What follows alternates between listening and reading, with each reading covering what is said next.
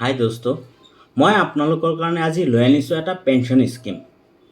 আৰু এই স্কিমটো মই ভাবোঁ যে অসমৰ গোটেইখিনি মানুহে 18 বছৰৰ 40 বছৰৰ ভিতৰত মানুহে কৰিব বুলি।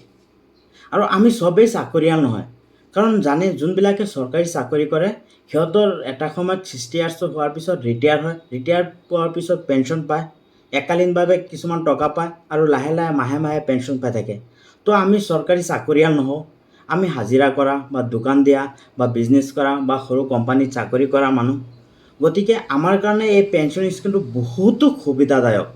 আৰু এই স্কিমৰ জৰিয়তে আমি যাতে বুঢ়া বয়সত 60 ইয়াৰ্ছৰ পিছত যাতে কাৰো ওপৰত নিৰ্ভৰশীল নহওঁ, সেইবাবে আজি এই ভিডিঅ'টো। গতিকে আপোনালোকক এটা বিনম্ৰ অনুৰোধ, আপোনালোকে বেছি টকাও ইয়াত খৰচ নহয়। আপোনালোকৰ যদি এই স্কিমটো সুবিধা লাভ কৰিব বিচাৰিছে 40 বছৰৰ তলত আৰু 18 ইয়াৰ্ছৰ ওপৰত, মানে 18 ইয়াৰ্ছ টু 40 ইয়াৰ্ছ, মানে 18 বছৰৰ পৰা 40 বছৰলৈ এই স্কিমটোৰ আপুনি বেনিফিট ল'ব পাৰিব।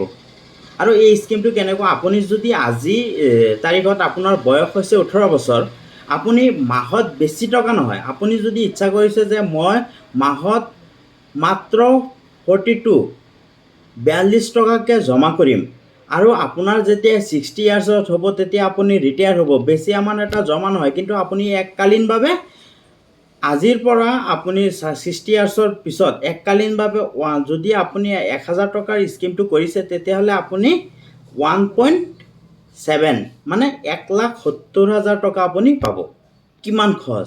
আৰু সেই সময়ত আপুনি যদি এককালীনভাৱে 60 ইয়াৰ্ছ হোৱাৰ পিছত যদি টকাটো পায় তেতিয়া আপোনাৰ বাবে কিমান লাভদায়ক। তেতিয়া কাৰো ওপৰত নিৰ্ভৰশীল হ'ব লাগিব জানো? নালাগে নিশ্চয়। কাৰণ আপুনি এই পেঞ্চনটো সেইকাৰণে কৈছোঁ যে এই পেঞ্চনটি আপোনালোকে কৰক। এই পেঞ্চনটোৰ নাম অটল পেঞ্চন যোজনা বা চমুকৈ APY। এই পেঞ্চনটোৰ জৰিয়তে আপোনালোকে বুঢ়া বয়সত বা যেতিয়া আপোনালোকৰ ক্ষমতা নাথাকিব, এতিয়া ক্ষমতা আছে যিকোনো কাম কৰিব পাৰে। আৰু সেই সময়ত আপুনি যেতিয়া 60 ইয়াৰ্ছ হ'ব তেতিয়া আপুনি কাম কৰিব নোৱাৰে, আপোনাৰ বাবে বহুতো অসুবিধাৰ সন্মুখীন হ'ব লগা হ'ব, নহ'লে কাৰোবাৰ ওপৰত নিৰ্ভৰশীল হ'ব লগা হ'ব, ছোৱালী বা ল'ৰাৰ ওপৰত নিৰ্ভৰশীল হ'ব লগা হ'ব। কাৰণ এই আজিৰ সমাজ যেনেকুৱা চলিছে জানেই। সেইকাৰণে এতিয়াৰ পৰা যদি আমি চিন্তা নকৰোঁ ভৱিষ্যতৰ কাৰণে, তেতিয়াহ'লে আমাৰ কাৰো ওপৰত নিৰ্ভৰশীল হ'বই লাগিব নিশ্চয়। সেইকাৰণে আকৌ কৈছোঁ, এই পেঞ্চন এটা সুবৰ্ণ সুযোগ। আপোনালোকে যদি 18 বছৰৰ পৰা 40 ইয়াৰ্ছৰ ভিতৰত আছে তেতিয়াহ'লে এই স্কিমটো কৰক। 18 বছৰ যদি আছে মাত্ৰ আপুনি 42 টকা জমা কৰিব, আপোনাৰ গৈ পেলাই 1000 টকাকৈ 60 ইয়াৰ্ছৰ পিছত পেঞ্চন পাই থাকিব, আৰু এককালীনভাৱে 1,70,000 টকা পাব একেলগে। তেতিয়া আপোনাৰ কিমান সুবিধা হ'ব চাওকচোন। আৰু যদি আপুনি নাই আৰু বেছিকৈ পাম, মই মাহে মাহে যেতিয়া 5,000 টকাকৈ পেঞ্চন পাম, তেতিয়া মাত্ৰ কিমান জমা দিব লাগিব? 410 টকা। 410 টকা যদি জমা দিয়ে আপুনি, তেতিয়া আপুনি পাব এককালীন, যেতিয়া আপোনাৰ বয়স হ'ব, মানে চৰকাৰী মতে ৰিটায়াৰ হ'ব, তেতিয়া আপোনাৰ পইচা হ'বগৈ 8.5 লাখ, মানে 8,50,000 টকা আপুনি পাব। আৰু মাহে মাহে যেতিয়ালৈকে আপুনি জীয়াই থাকে তেতিয়ালৈকে মাহে মাহে আপুনি কিমান টকাকৈ পাব? 5,000 টকা এই পেঞ্চনৰ জৰিয়তে আপুনি পাব। গতিকে কৈছোঁ আপোনালোকক, আকৌ কৈছোঁ, এই সুযোগটো নেহেৰুৱাব। কাৰণ আমি চাকৰিয়াল মানুহ নহওঁ, আমাৰ ভৱিষ্যতৰ কাৰণে আমি চিন্তা নকৰিলে কোনে কৰিব বাৰু? আমাৰ ল'ৰা ছোৱালীয়ে কৰিব, এইটো কেতিয়াও সম্ভৱে নহয়। সেইকাৰণে আমাৰ চিন্তাটো এতিয়াৰ পৰা আমি কৰিব লাগিব ৰাইজ। সেইকাৰণে আকৌ কৈছোঁ, আপোনালোকৰ যিমান সোনকালে পাৰে APYটো কৰিবলৈ চেষ্টা কৰিব, এই পেঞ্চন স্কিমটো।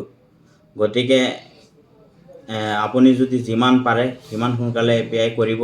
আৰু যিকোনো বেংকত, খালি অনলি বৰোদা বেংক নহয়, আপুনি মোৰ ওচৰত যদি আহে ময়ো কৰি দিম। আপুনি যিকোনো বেংকত গৈ পেলাই আপুনি CSPত যাওক, গ্ৰাহক সেৱা কেন্দ্ৰত যাওক বা বেংকত যাওক, যে গৈ পেলাই কওক মই এটা পেঞ্চন স্কিম কৰিম, তেতিয়াহ'লে যিকোনো বেংকে আপোনাক পেঞ্চন স্কিমটো কৰাই দিব। আৰু আপোনাৰ যেতিয়া বয়স হ'ব 60 ইয়াৰ্ছ, তেতিয়া সেই সুযোগটো লাভ কৰিব পাৰিব। ইমানতে কৈ মোৰ যিখিনি কথা আছিল সামৰিলোঁ। ধন্যবাদ থাকিল।